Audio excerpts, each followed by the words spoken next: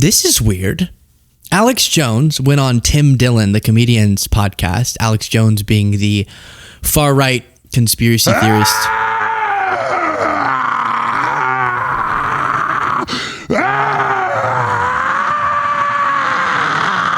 Guy.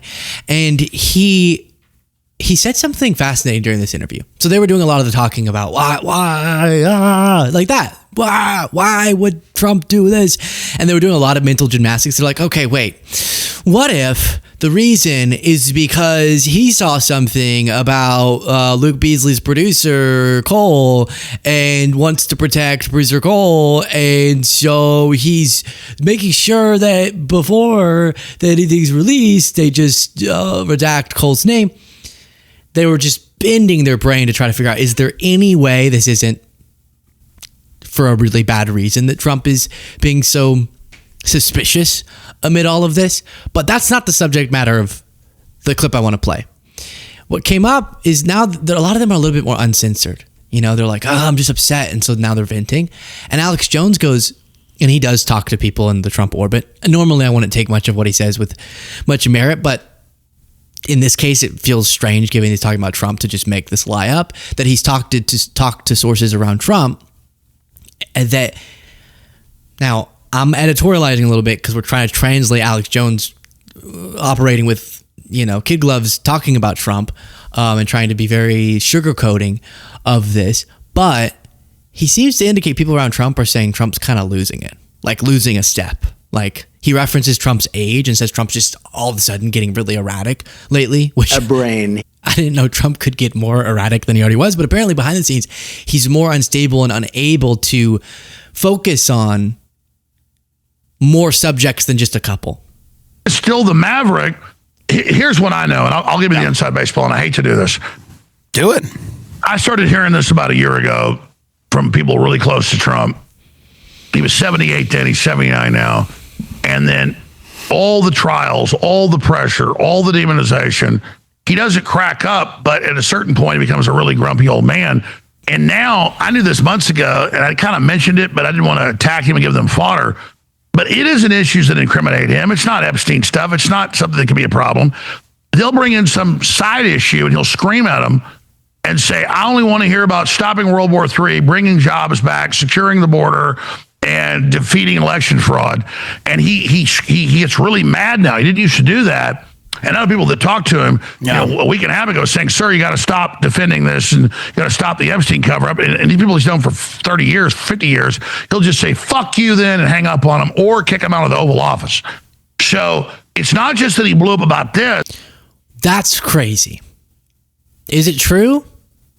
I don't know. Yes. It seems true. It sounds like Trump. But again, what's notable is they never touched could Trump possibly be losing a step as his ankles are like inflating like a balloon. Sorry, we take everyone's health as serious. I'm just saying. And they're saying, no, they never will apply the skepticism they say liberals should have had about Biden. Some did, some didn't. To Trump.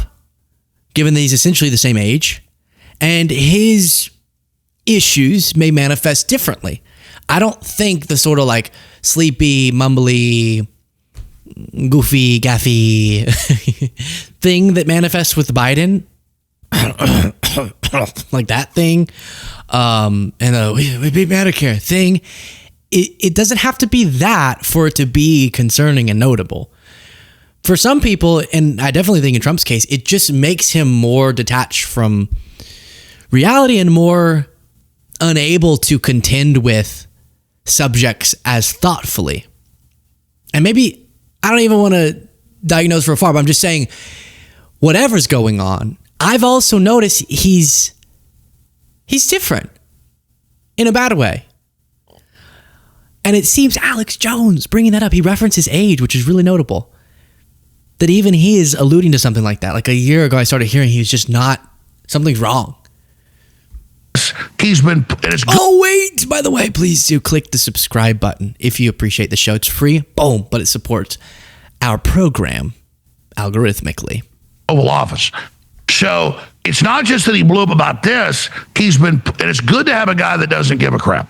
Sure. At a certain point for fighting corruption. But when he doesn't give a crap about his constituents, we're kind of experiencing, what the establishment's experiencing. So I love him doing that to them, but with us, the optics are really bad. Who is he listening to? Who is he listening to? People say Stephen Miller and Susie Wiles have the most outsized influence in the administration. Do you think that's true?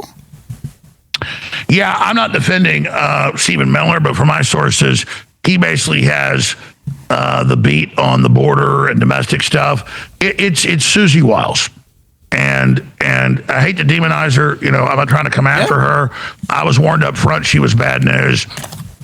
And anybody that wants anything has to go through her. I just know her consultancy firm has gone from small to number one.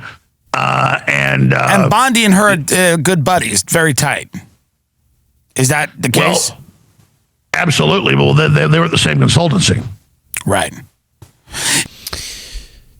So that's fascinating. This is what I was really hoping and dreaming for, which is that it wouldn't just stop here and you would have more just general skepticism because they started to realize, wait, Trump could screw us over with this thing. Maybe he can or is doing it with other things.